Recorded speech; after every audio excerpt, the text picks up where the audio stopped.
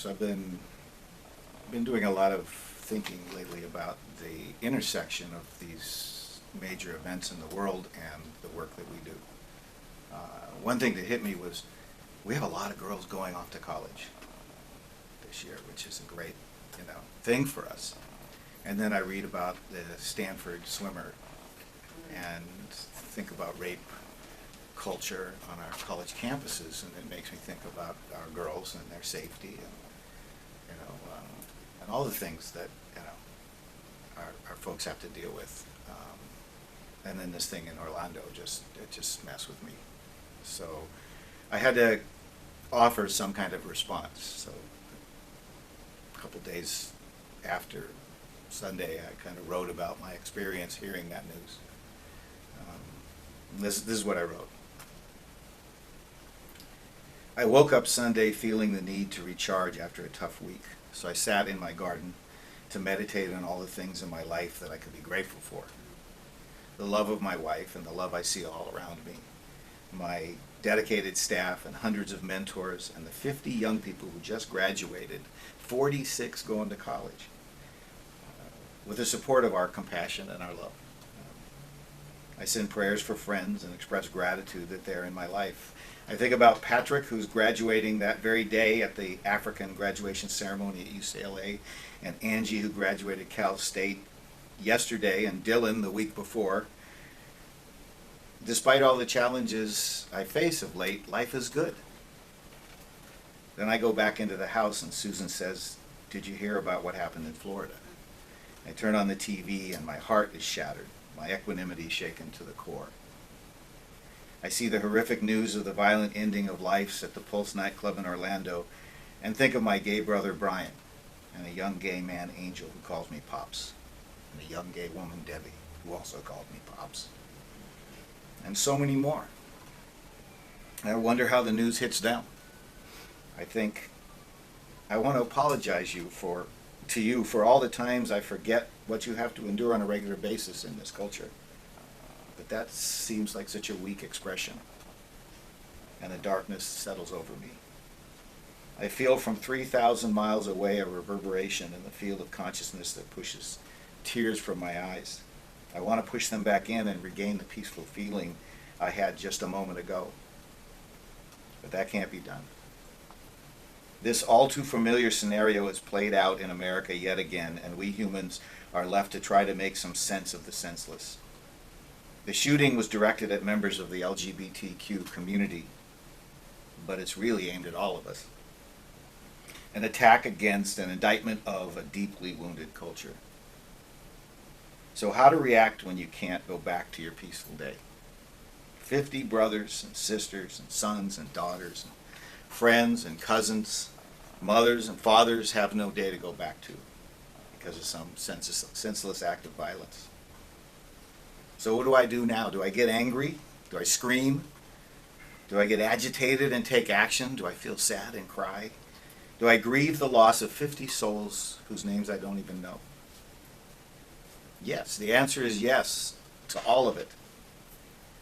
I cannot let this and so many other events of late create a numbness. There's something else I can do, perhaps the most powerful thing. I can claim my basic humanity in the face of inhumane acts, and I can feel. Don't rationalize, feel. Don't start to parse blame, analyze causality, and don't make plans yet. Just feel. Let my heart break. Reassert my imperfect humanity and let my heart and soul express what needs to come out. Jesus of Nazareth said, "If you bring forth that which is within you, what you bring forth will save you. If you do not bring forth that which is within you, what you do not bring forth will destroy you." So let it pour, sob, cry, wail, cuss, but do not go numb. I'm not saying that I don't take action. Love is needed in times like this, and love requires action. There's much to do. But let the rational plans wait until the heart and soul have had a chance to express. However that comes out. Let the love that needs to be marshaled to help heal the world emanate from the pain in your soul that demands action, then it would be a powerful love, not some meek acceptance or pointless tantrum or lashing out. Love can be fierce. Love can be angry. Love can fight back. Love can be loud. Love's voice is not some soft acquiescence or fanciful refusal to see anything but light. Love goes into the darkness in order to provide light. It may be difficult today, but I can even come to love the shooter in all his tortured, mentally ill, irrational hatred and self-hatred. And I can still want justice. I can take loving action to try to eliminate weapons, protect against the radicalized. But I also want to understand the deep woundings and cultural sicknesses that would breed so many tortured souls to perpetrate such actions time and again all over this country. I can even love the rapist while insisting on equal justice for the woman raped by a privileged white athlete, while decrying a rape culture that refuses to see the national trauma inflicted daily upon our sisters and daughters and mothers, and even our sons, that makes them feel unsafe to simply walk down the street, unsafe on their college campuses and in their own homes. I can hate the inequities that seem more prevalent in our society now than any other time in my life, and still love every human that is misguided enough to let fear dictate their actions. Then, after I've opened up to the feelings and pain of the deep soul connected to all other souls, then I can let love fuel my action.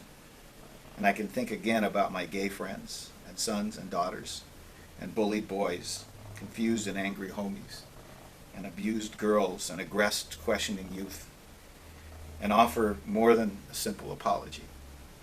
I can offer my action, my diligence, my loving compassion, and my love-fueled anger, and my love-fueled love.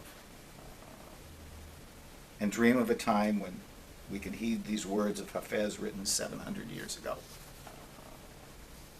It happens all the time in heaven. And someday it will begin to happen again on earth. That men and women who are married, and men who are lovers, and women who give each other light, often will get down on their knees, and while so tenderly holding their lover's hand, with tears in their eyes, will sincerely speak, saying, "My dear, how can I be more loving to you? How can I be more kind?